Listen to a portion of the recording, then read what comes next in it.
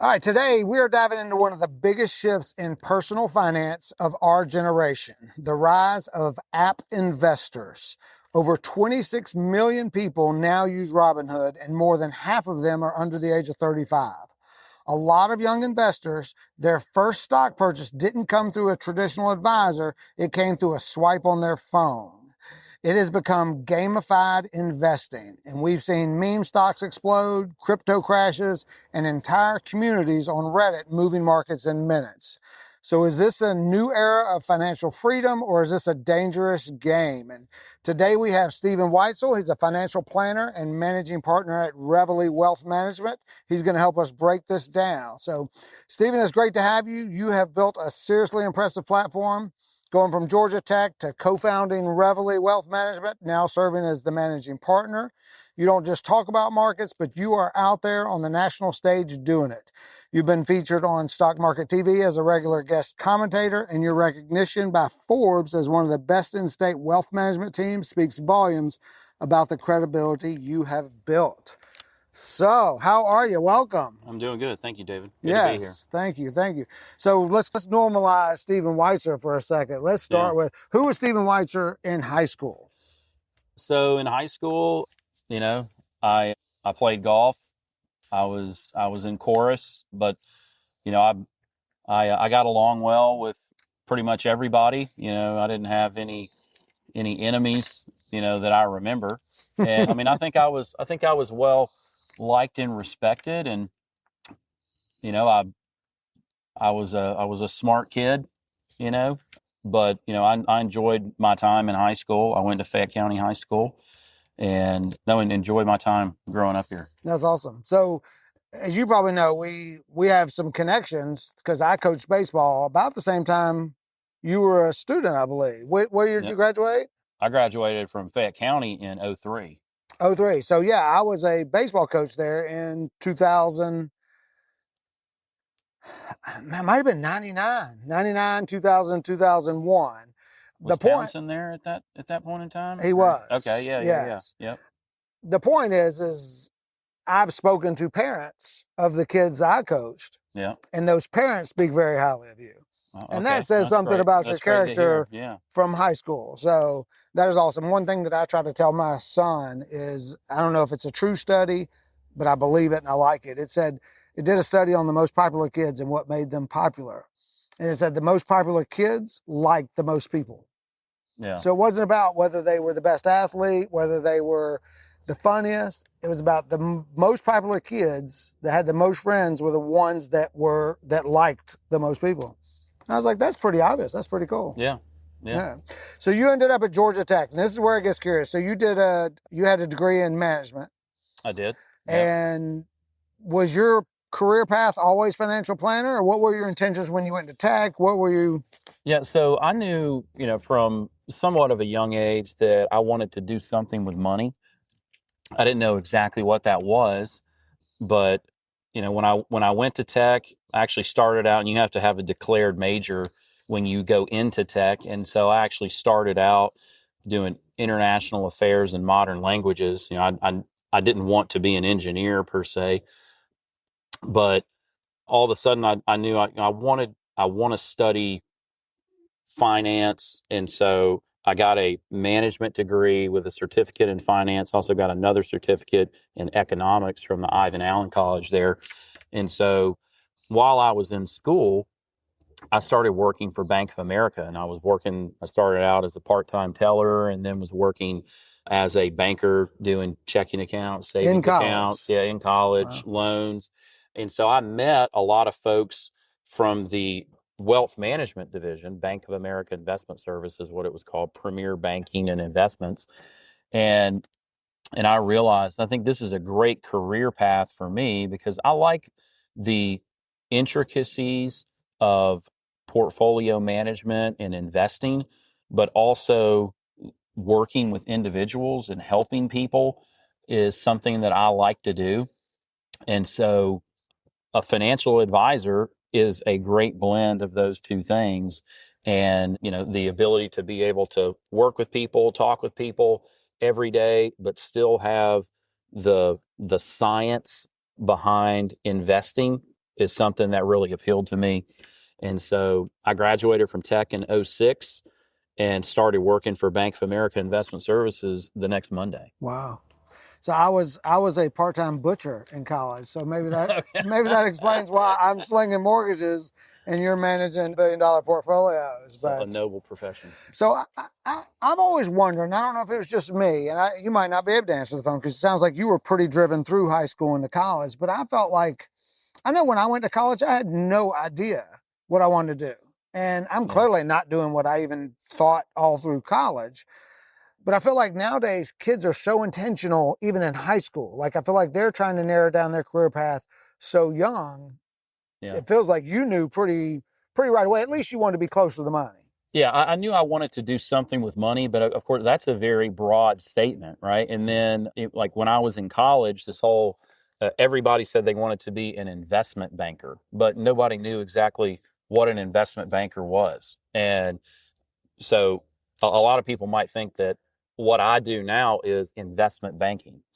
It's not. I do investments, we manage portfolios, we do financial planning, but investment banking, as far as I would define it, is when you're doing IPOs for companies or you're doing bond offerings for companies. That's investment banking, and a lot of that stuff's run out of New York, London, Hong Kong, those types of markets, and those professions are very long hours. I mean, it's 100 hours a week or more that these guys and gals are working, trying to work their way up, and they can be incredibly successful financially, but a lot of them burn out. A lot of them don't make it.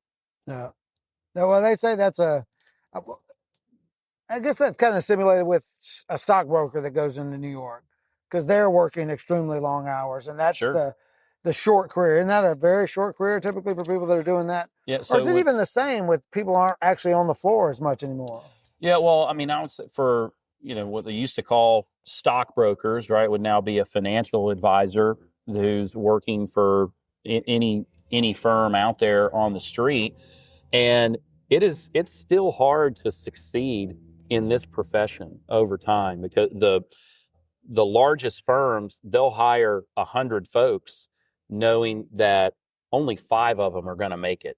Wow. Because it's still hard to ask people for their money and have them give it to you. Yes. Right. And so there's a special skill that you have to be able to do that. You've got to be knowledgeable, credible, reputable, and you have to be able to convey your value of how you're going to be able to help somebody for them to sign their life savings over to you and say, I want you to help me with this. Very few of them make it. And so the failure rate of people trying to come into this business is still very high. And it may not be as high as the investment bankers on Wall Street, but it's still a very slim percentage that actually make it. So we're kind of the opposite. I have to convince people to take my money. I'm trying to convince them to borrow from me. And I know the stress and what I have to do that more or less.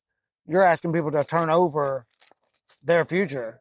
And I think people still have the seeds in their head from, the people that did not take care of people's money in the past. Yeah. And I think the difference there is that you have to really be able to impress upon somebody that you're going to provide them the care and attention that they need for this money, because you recognize that it may be everything that they have, and they're placing a tremendous amount of faith in you. And that's something that somebody in my position should never take lightly. Right. Yeah.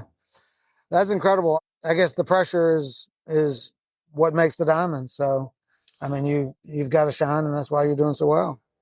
Incredible. So Georgia Tech, this doesn't really fit, but I just think it's worth mentioning.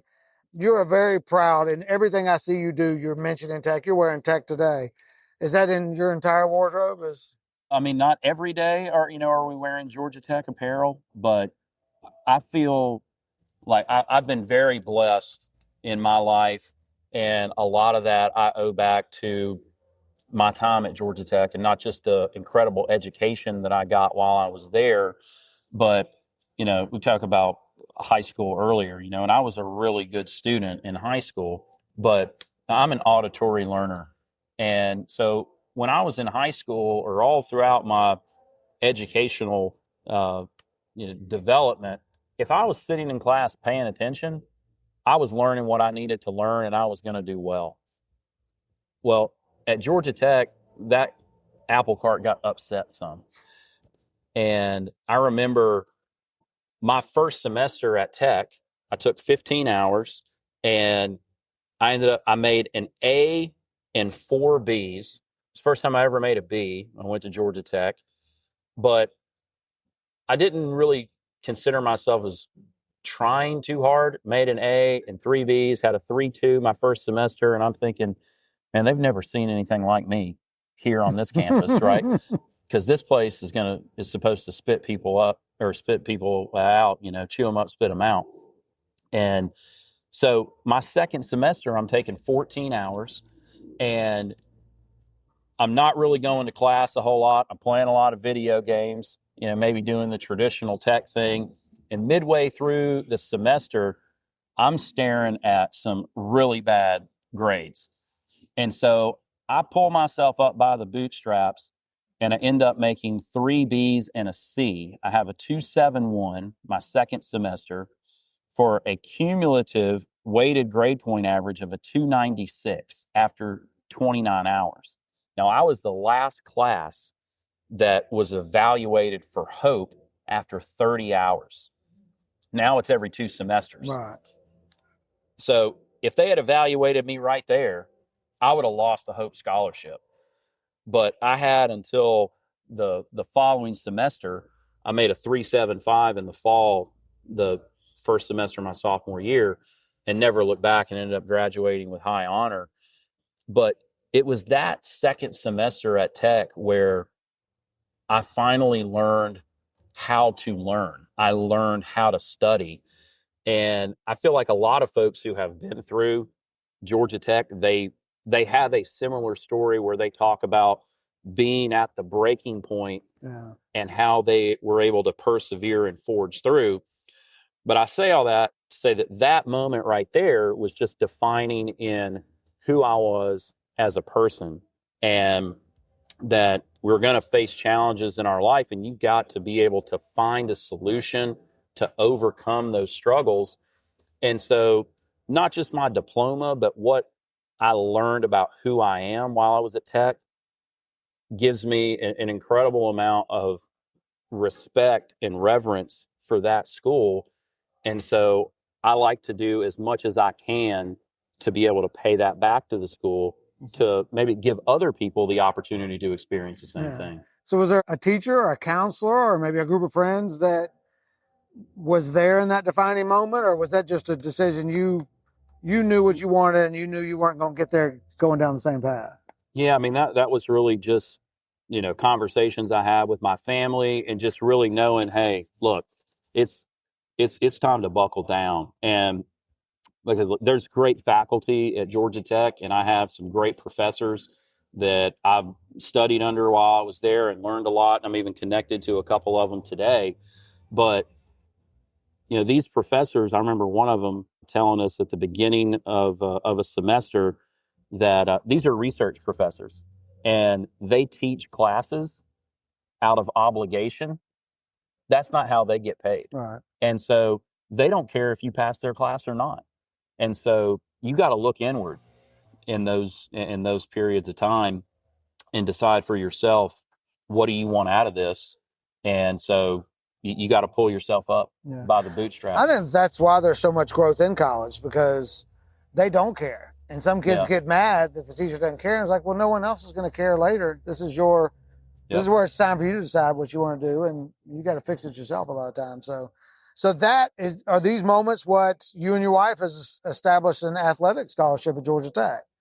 Yeah, so I mean that's one of the reasons. And so, I'm a firm believer that in the United States of America, that education is the main component of social mobility, and that it doesn't matter where you grow up, from what socioeconomic background, you get an education and you have the drive and desire to better yourself, that you have the ability to change your social status, and education being the main vehicle for that.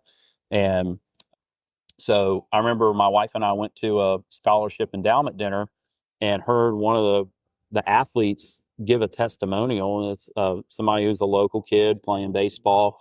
And he came from very, very humble beginnings.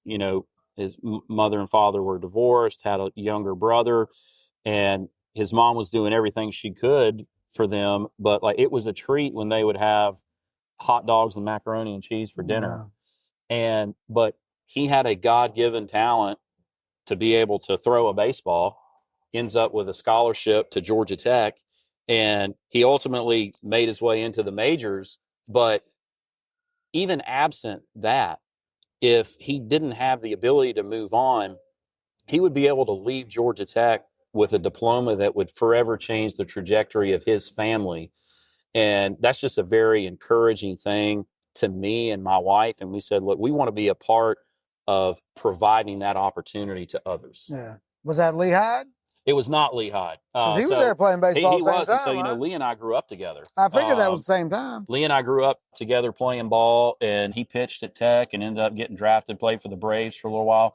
But the gentleman I'm referring to is Tristan English. Okay. So he's from Griffin, but I think he's in the Diamondbacks organization. Oh, he's still right playing? now. Yeah, he's still playing. Wow. Yep. Yeah, I didn't think Lee was suffering financially at all. No, Lee's actually an advisor.